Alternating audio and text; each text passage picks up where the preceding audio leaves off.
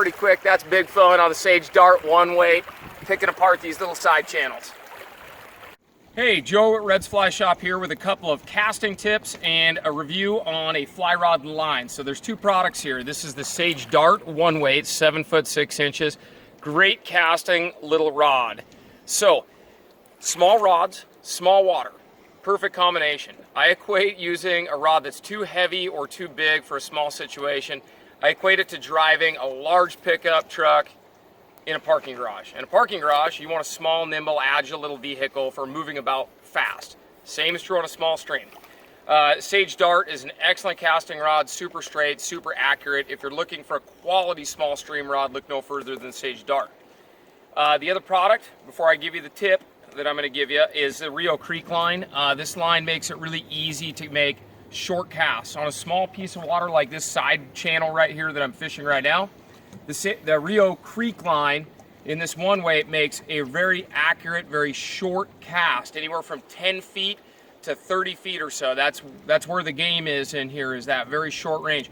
Most fly line tapers are so long that at 10 or 15 or 20 feet, it's really hard to get an accurate cast. So both fantastic products, they marry up well.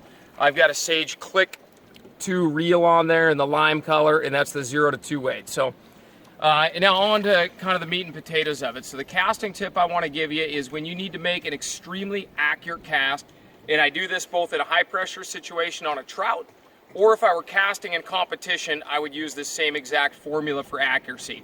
If I'm attempting to throw, and I'm just going to aim at this stick over here, if I'm going to aim at the top end of that stick and try to catch a trout, my routine is going to be 2 false casts, and then I'm going to drop the fly. For me, that's a perfect combination. So I'm going to go 1, 2, drop, okay? For me, that is, if I carry more false casts than that, I tend to get a little bit sloppy. If I try to just pick it up and lay it down over here, fly casts don't do very well when it comes to direction changes. If I pick it up when the fly's downstream from me and I immediately try to set it up here, I'm going to get a lot of windage errors going off to the side. So what I'm going to do is I'm going to pick the fly up and I'm going to go 1, 2, drop, just like that.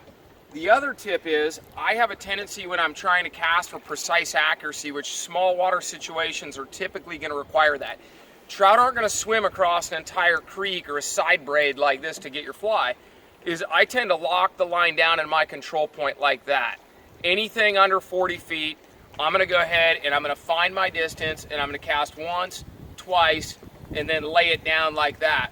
Now I might stop my rod a little higher like this and pull back to shorten my distance, and if I need 6 more inches on my next cast, I might bring my rod down just a little bit like that. But my personal formula is 2 false casts and a drop for perfect accuracy.